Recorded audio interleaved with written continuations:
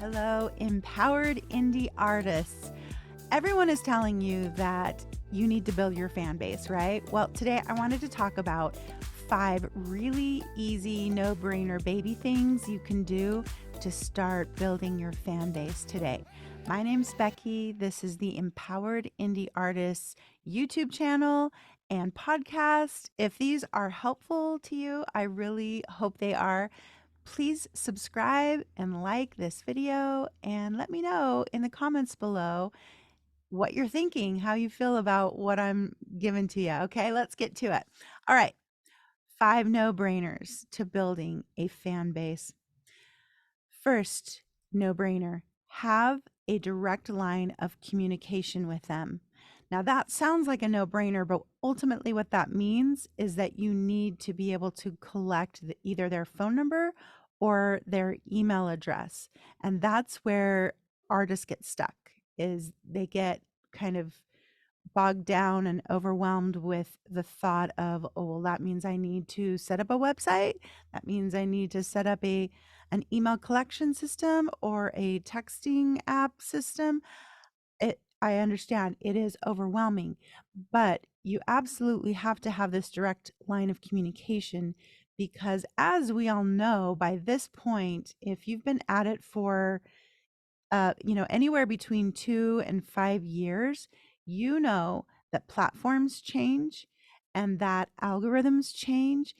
And what was the case today, as far as what to post and when to post and how to engage, is going to change tomorrow. That's just the nature of social media.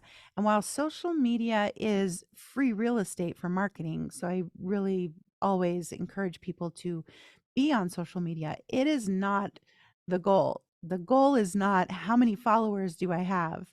How much engagement do I have? The goal is to get people to say, I really like you. I really like your music. Here's my email address or here's my phone number. Yes, I want to hear from you more. I want to know where you're performing or when you're performing. I want to buy a t-shirt. That's the ultimate goal, is finding the people that will really be interested in you and your music. So that number one direct line of communication, it's a baby step, but it's also pretty big. You just got to decide to do it. And I'll tell you, probably the easiest thing is something like MailChimp. It's the basic service is free and you can sign up and collect email addresses. I think it's free up to a certain number of subscribers, and it's a pretty, I think, pretty low number. I can't remember what it is, but anyway, it's enough to get started. The other option is something like Bandzoogle. I have a link in the description below, which is something that will give you 40% off of the first year of any of the plans. So make sure you use that link. And what Bandzoogle is it's a place you can park your website. You can buy the domain of your name, your artist name. You don't have to, but it looks more professional because your domain would be, myband.com, where otherwise it'll be bandzoogle.com/ your band name. So it's a little bit more professional if you have your own domain name, but again, leading to the direct line of communication, Bandzoogle has an email collection system in place and a way to batch email and message your fans. So if you also need a website besides the email collection, Bandzoogle is a great option. Number 2 no-brainer is to talk with them and communicate with them as if you're standing right in front of them and they're a friend. Now, this is something that I learned when I was attending a conference that was more about digital marketing in general. It wasn't about musicians. But I loved this concept. And I find that when I'm the recipient of emails and I'm kind of being talked at rather than connected with by the person writing the email, I can feel it. What the concept is that you have maybe like your best friend in your mind when you're typing this email that's going to go to all of the fans on your email list. So you can set up the programming to where it will say, hey, and it'll put their name in there, and just their first name is great. And then you talk to them as if you're having this one-way conversation with them and not like, hey, everybody, just so you guys know, which makes us feel like we're kind of just being, you've got the megaphone and we're all just the recipient of your banter or whatever. But if you're like, hey, Becky, I'm so happy that you like my music enough to be here with me. This is such a fun journey. I hope that you're really enjoying it. Blah, blah, blah. So you're talking more one on one, personal. That is really the name of the game this at this time in music promotion and marketing is that authentic and that real connection. People do not want, the caricature type of artists anymore.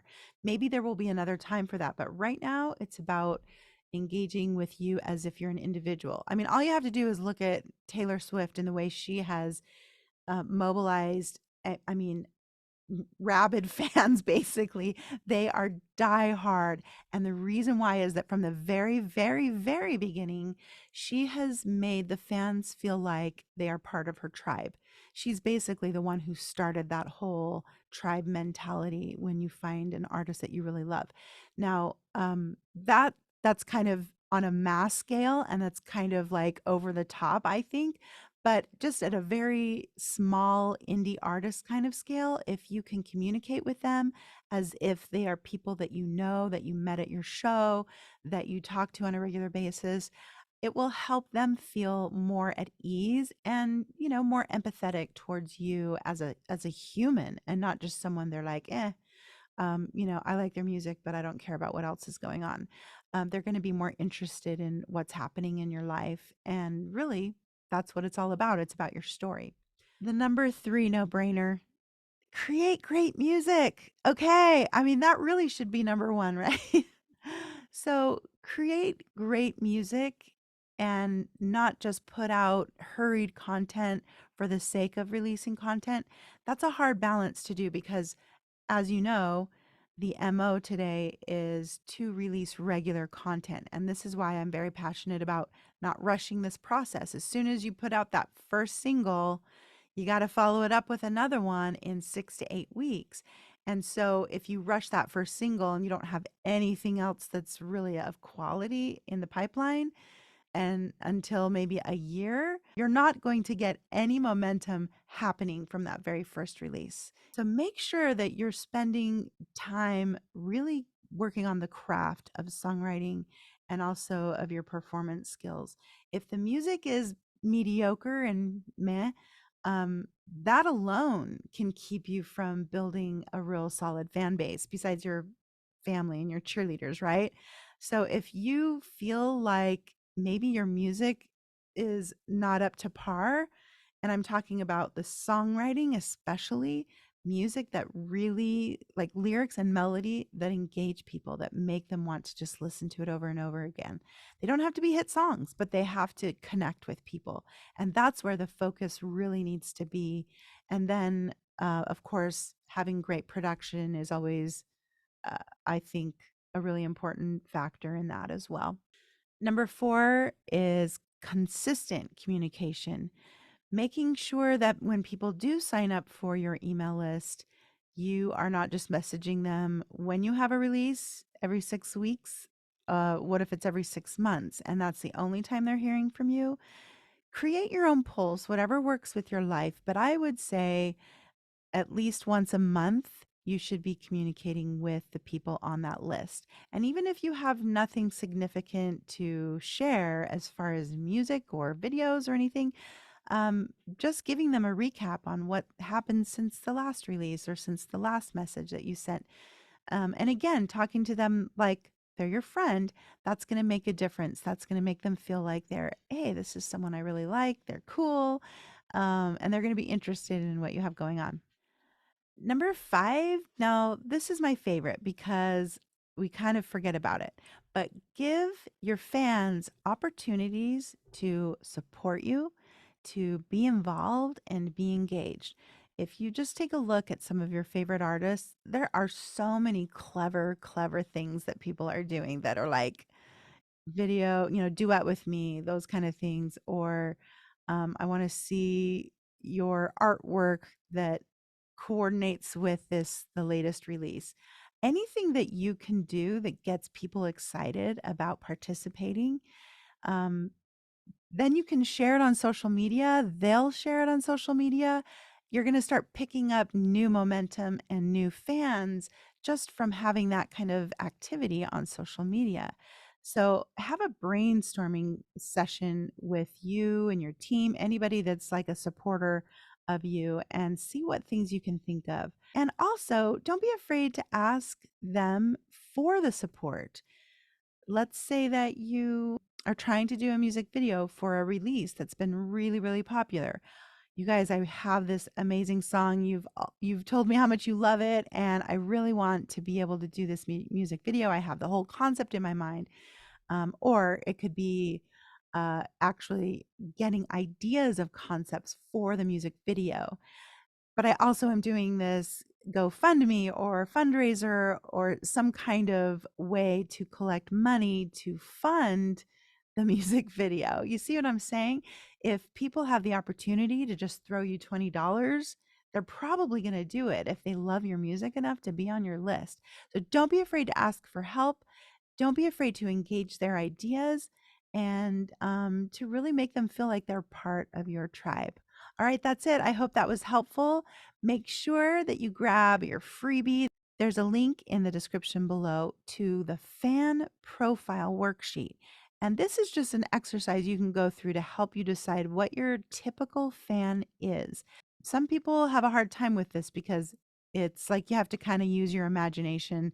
And some people feel like, well, my 80-year-old grandma loves my music, but so does my 10-year-old son. How do I, come up with my typical fan demographic? You might have to make some guesses while you're just getting started and while you don't have some fans, but eventually you'll get a pretty good idea of a typical fan avatar. And that is a really important step because it will help you communicate better with your fan base. It will also help you make some decisions about where to focus your marketing. For example, if your fan base is all, 35 and younger, why are you so worried about getting on the radio? Is that demographic listening to the radio? Maybe not. But if your demographic is 50 and older, maybe they are. So it's really good to know what that fan demographic is so that you can make good, wise decisions. So I hope you'll grab it and let me know if you have any questions or want to argue with me about any of my baby steps. I'd really appreciate to hear from you. Thanks again for being here. See you next time.